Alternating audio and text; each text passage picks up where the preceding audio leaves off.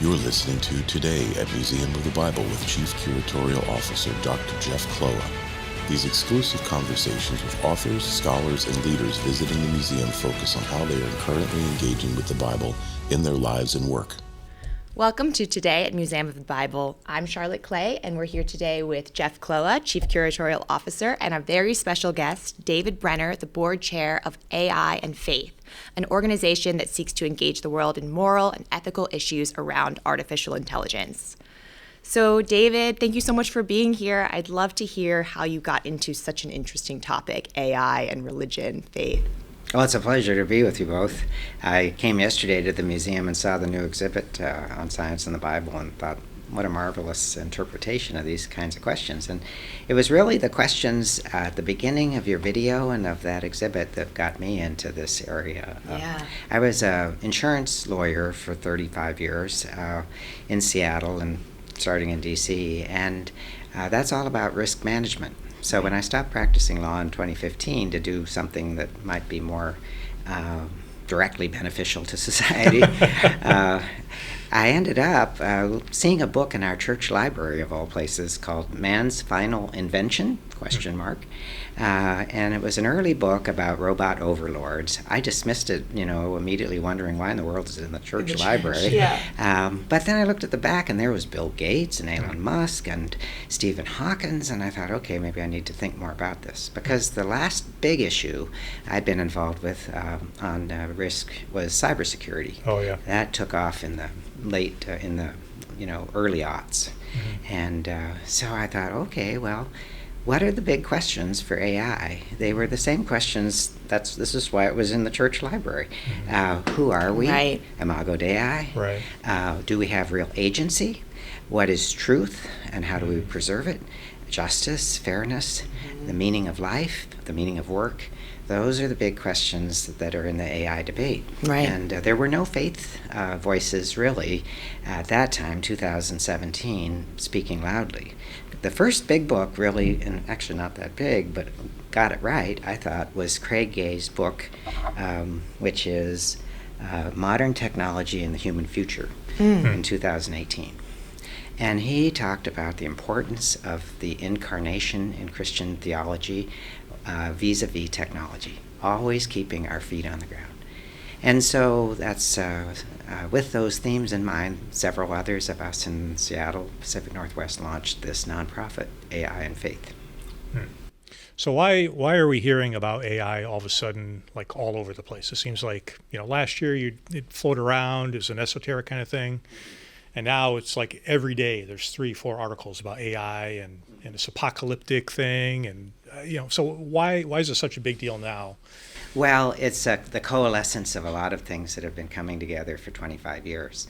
AI was basically DOA in the 1980s, the AI winter. And then in the 90s, a fresh group of people started, or scientists who took a new tack, which began to really start bearing fruit in the early teens with machine learning and deep neural networks. The idea of kind of mimicking the way we think and neurons in our brain, but constantly processing data through different levels over and over again to build robust data analytics. Then you put that together with social media, which took off at the same time, a big distribution system, with interfaces like, 20 years old graphical user interface that gave us the ability to easily interact with a computer, a mouse, and a point and click, and then the cell phone of 2008 that everybody now has, that went audio, mobile. That all came together in basically last fall. With GPT. Right. I mean, it was a long time coming, and there's a lot of history from about 2013 forward. Jeffrey Hinton, who's become much better known now than he was 6 months ago, because he's kind of the Oppenheimer now of this technology. He was the godfather of it way back. Okay. He and his team, they got the Turing Prize for inventing deep learning, this deep dive through levels over and over again. Right.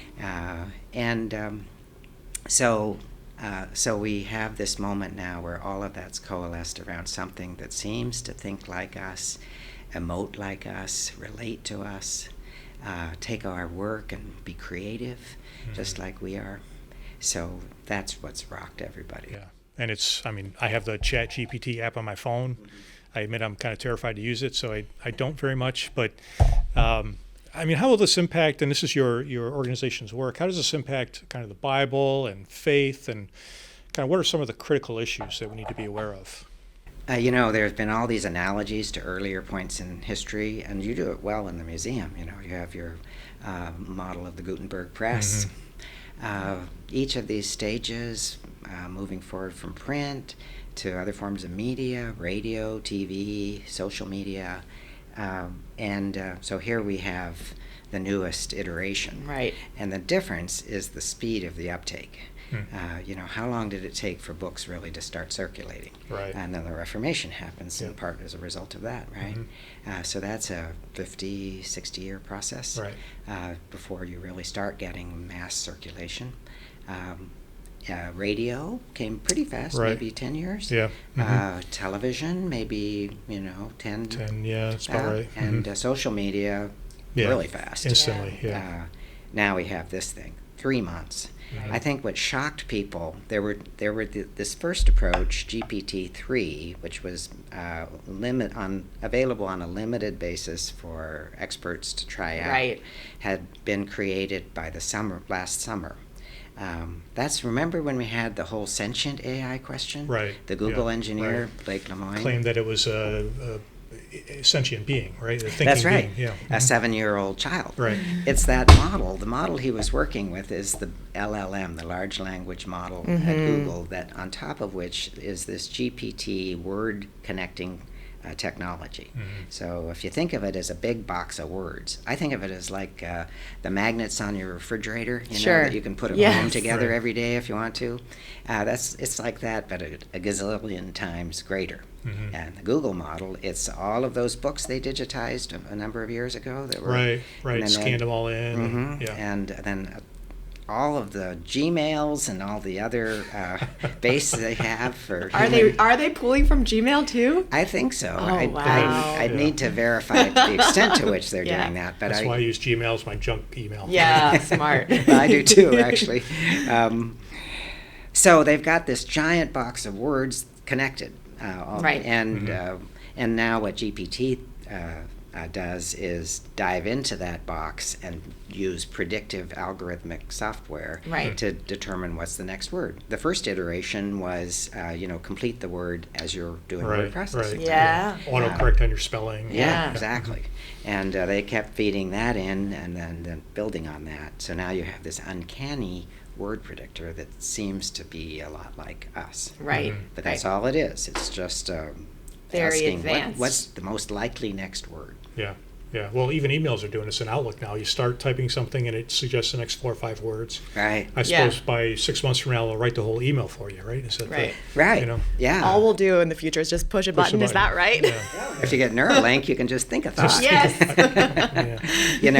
So what happened since then was in September, Stability AI opened up on an open source basis an image generator that was tied to text. So text to image had already existed, and you also had synthetic, people and synthetic voice that was coming along fast. So then, not to be left behind, OpenAI opened up GPT and launched it as GPT-3, expanded and made it widely available. And then here was the kicker. Only, 2 months between GPT-3 and GPT-4, there was immense, really remarkable upgrading. So it was clear that this tool and its self-learning feature could move really fast. Right, and they had to add more constraints to it, right? Started boundarying it, even as the whole game for Google and Microsoft. What happened was Microsoft, for whom I used to do a fair amount of work as an outside lawyer, they'd been left behind in search with Bing, and they saw an opportunity to get back in the game and grab share. So they launched and incorporated into Bing both a word and image. and then Google had no choice, but Google was holding back, talking a responsible game, and then they just had to let it go. jump Yeah. Right, right. So people are asking AI questions of faith. I think we talked yesterday about, should I get married? Kind of a thing, and as kind of a thing, and in some cases actually querying a Bible version of this, right?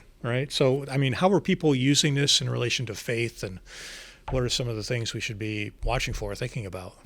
I think not everybody, but people who are looking for answers and are attracted to technology and are hearing about this sort of mystical, almost answering box. Right.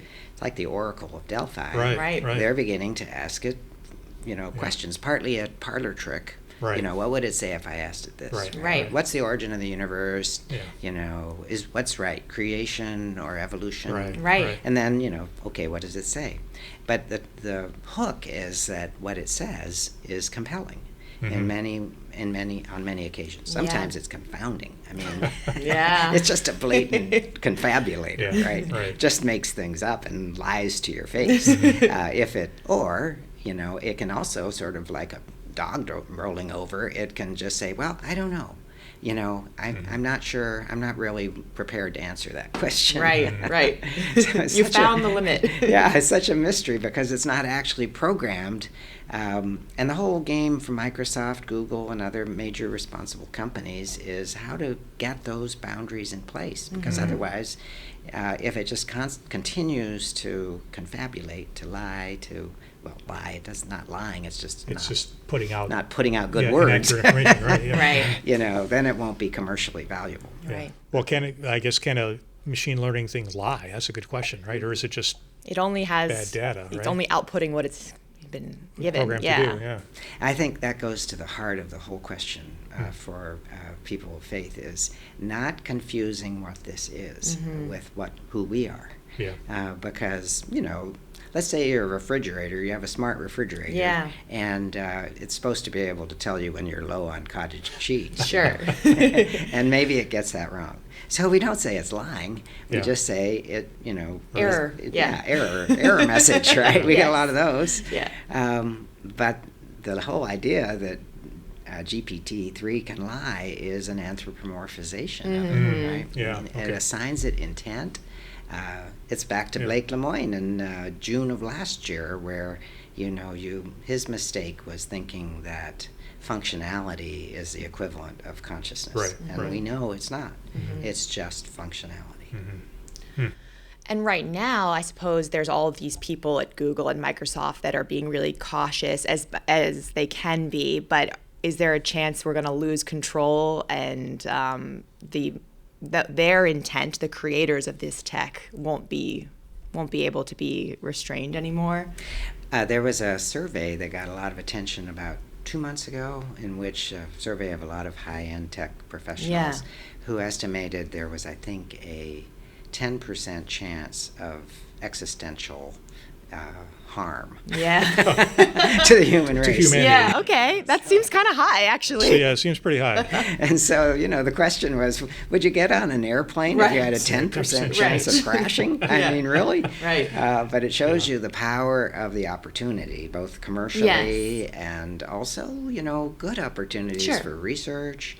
I often think of computer-brain interface, where you have these remarkable programs happening all over universities and research centers around the country, where they're plugging in the computer in place of the physiological break. So now already the deaf hear with cochlear implants.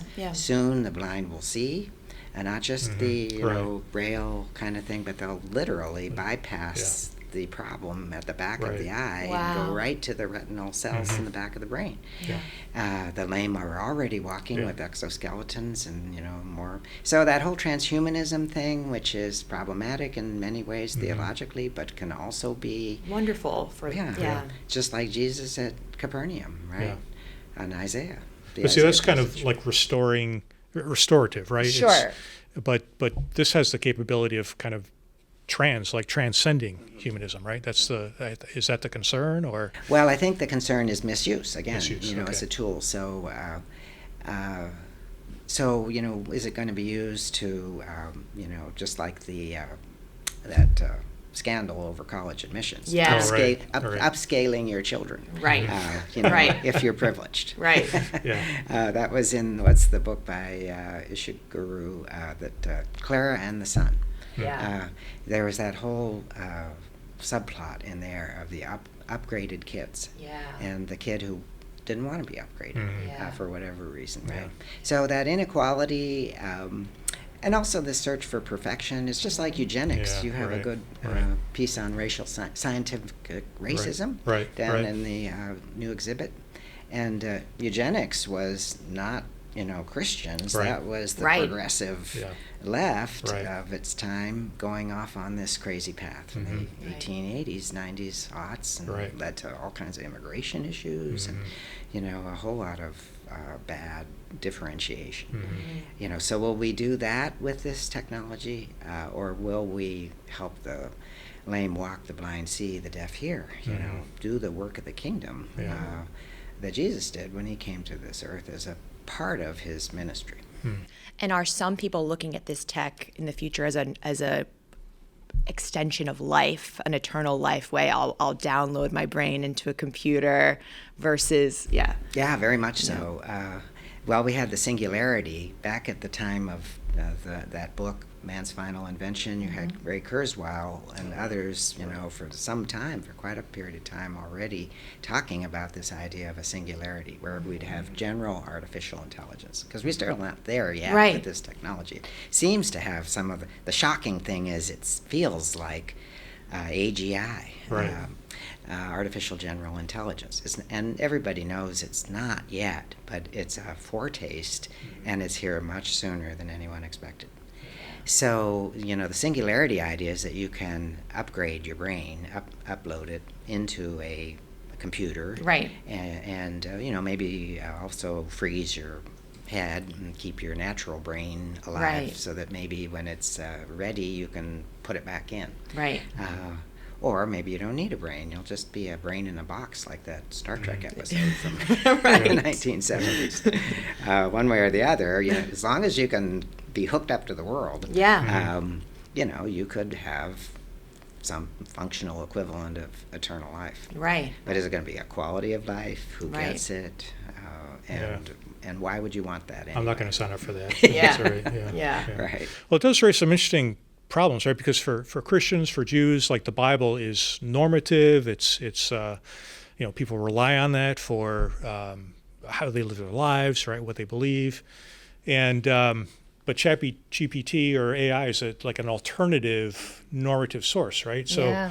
so how do we navigate that, or how do people of faith navigate that? And is the Bible simply another set of data that's incorporated into all this, or I don't know. Those are That's an great answerable questions. question. Yeah, I think those are essential questions. Well, we founded AI and Faith on a pluralist basis for two reasons. One was expedient. The secular debate, which was already forming up well around AI ethics, or at least forming up, had no strong faith voices in it. And we thought if we come together as Christians, Jews, Muslims, Buddhists, Hindus, then we'd probably have a better hearing. But we also didn't want to homogenize our beliefs. We wanted Right. to have a robustly pluralist approach where everybody spoke respectfully into the channel we were creating into this debate.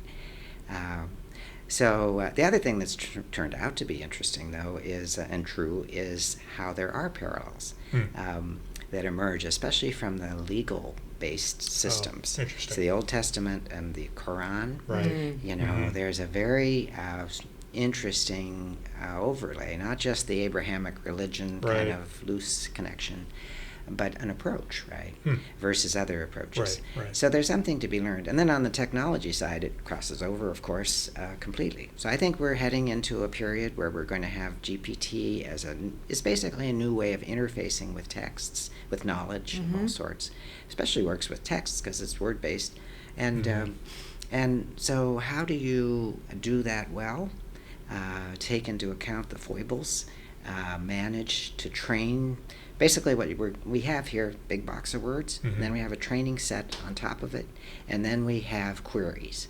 And already you're seeing how to query this thing, so some guidance on that, because what you put into your query will help determine what you get out of it. The training set that sits on the big box of words is a subset of knowledge. So you can put the Bible in there. Mm-hmm. Or you can put the Bible in, and then like a study Bible, all the helps. Right, right. Or you can put in, the whole world of reference sources. Yeah. Yeah, Just keep commentaries expanding and- out, right, right? mhm. And the game will be, as Google and Microsoft and everybody else are trying to boundary and keep this thing from, going crazy and falling in love with you or whatever. Right. We can stay current with that and use the best of that boundarying to focus the tool on the knowledge that we believe is orthodox, right? Whatever your faith. So for Christian, and isn't that how it's always worked? Yeah. That's why Right. we have all these study Bibles Right. of different Right. sorts. Right, and even when the iPhone did come out and there was the YouVersion Bible app, right? Mhm. To Right. give, Yeah. I think particularly the younger generation, right? There's some more excitement. I mean, I don't know if you've seen this, but I bet you haven't, Jeff. But one of the viral AI prompts that I saw was, "Tell me the story of Genesis like you're Donald Trump or like you're Kanye West," and it's comes out and it's hilarious, but it's also hitting all the plot points. And I think, okay, it's fun to see that going viral because it means that the kids, the teens, right, are also engaging with the Bible in a Yeah, completely interesting. different way. That yes, it's funny, but they're also asking those questions. Well, hey, what is the book of Genesis all about? And it's a really, the most useful approach with this tool is when you're an expert already. Yeah. Or at least you have enough knowledge about the field you're asking about so you can sort out the answer, what's true and what's not, right? And so the Bible and all of the reference sources and helps that already exist can help you do that. Yeah. I kind of think of it as like send a bot to seminary. Yeah, yeah. How do we send this GPT to a seminary that And are they a C student or are they? Right. Right. And then, so it's keeping it, orthodox is probably not a beautiful word, but Christianity Today had their Right. beautiful orthodoxy campaign. It's keeping it on track. And we have different views of what's orthodox. We have different faith traditions, of Right. course, but even within Christianity, So there many are many different. translations. Yeah. CT did, Christianity Today just recently did a great article about the Schofield Reference Bible and what a, impact it's had for Right. 120 Yeah. years. Yeah, very influential in America. Yeah. It's still out there, and you've Yeah. got Dallas Seminary and just the whole dispensational school. So I'm confident there will be a dispensational GPT Yeah. before we know it. But is And will be predictive, right? so is that a good thing or a bad thing? Well, I think we've all seen that the Holy Spirit works in different ways. Yeah. But as you say, people are engaging. Yeah. And Yeah. so how do they engage well? Right. And because there's no reason it's not going to make up its own religion. Many different Yeah. variations of Right. it, for Yeah. sure. It's Yeah. like a perfect syncretizer. Right. Yeah. Right. Well, I'd love to do a quick little Bible and AI exhibit Mm-hmm. here at the museum, but I'd imagine if we started it now, it would be out of date Yeah. before we finished it, right? I mean, it moves so quickly. Well, in some ways, yes, but I think there's a big question mark. There are a couple of big question marks. So there, you got the whole robot overlords Right. question mark. This morning in the New York Times, there was a terrific video with they asked 5 different very knowledgeable ethicists, writers, people engaging with AI in different ways, 7 great questions. And then, one of the big questions was the future. What would an ideal world look like if this went well compared to the world that it would look like if it became dystopian? And I think as Christians, we want to ask that question, but we have a framework to ask it within the big story of the Bible. We know there is going to, we've already been redeemed, and now we're in this restoration. If you're like N.T. Wright, you think that restoration Right. has started, Right. right? And we know that the end point will be Jesus' return and the beauty of what we were originally made to be, a reunion with that.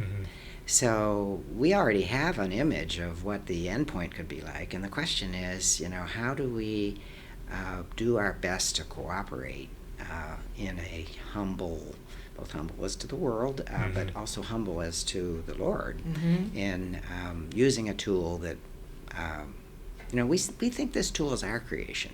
Yeah. But everything, we're stewards of God's creation, Yeah, right. So maybe this is just another step in our stewardship of God's creation. Wow.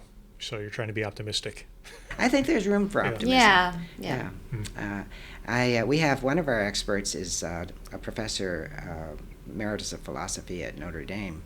Long time. He's an Einstein. He's one of the editors of the Einstein papers.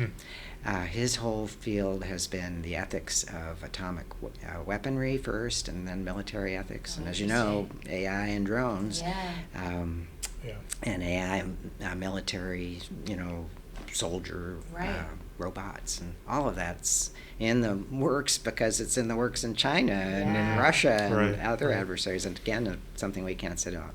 Well, asked Don Howard, is his name, if he would write a piece that compares, the late 40s and the Cold War with now. Because we have the Jeffrey Hinton, Robert Oppenheimer comparison, so does he think that's real based on everything he's seen? And his answer back to me was, thankfully, yes, I'll write that for you right away. And, I hope it's okay if I'm not one of those doomsayer, chicken little, sky is falling people. So if he thinks there's hope, and he's deeply knowledgeable, he's now part of the new Tech Ethics Center Notre Dame has started with $20 million from IBM.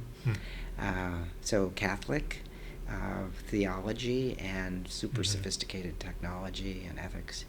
If he's feeling okay about it, I feel like there's room for optimism. Wow. And we have 126 other experts like him, most of whom see the opportunity and the need for boundarying the risk, but also the opportunity. Wow. Well, this is fantastic, David. I think we're going to have you back in about 3 months and get a quarterly update on what the heck is going on. Yeah, it'll probably be a whole different world. See if you're still optimistic in 3 months. I don't know, but it certainly raises a lot of questions. And just thankful for your guidance through this. And well, I'm delighted to be a part of this conversation and to have our organization AI and Faith connect, because I think that what you're doing here at the Museum of the Bible is wonderful translation of both, the great theology of the Bible's big story for Jews and Christians and all who are interested, and at really sophisticated levels and at levels that people can engage. So that's what we'd like to do too. Great. Yeah. Well, if we have a AI exhibit, it could stay up to date if it's powered by AI, right? We can do this. Hey, might as well use the tools that are available. Yes. Yeah, the real question is, right? Will AI eliminate the need for curators? Yes, it never. probably will. Right? I don't think so. I mean, I think there's always going to have to be a check. Yeah. Okay. All right, but good. you could have a lot of fun with it along the way. Yeah. If you think of it as your sparring partner. It can give you great creative ideas. We use it for titles. Immediately, it'll give you a list of 10 titles, and then you can put them together into the best one. Yeah. Right? Yeah. Wonderful. Cool. Thank you so much. We'll look forward to seeing you again very soon. Thank you. Real pleasure. Thanks, David. Thanks. Thank you for listening to Today at Museum of the Bible. Join us again to hear how authors, scholars, and leaders are engaging with the Bible every day. Only on Today at Museum of the Bible.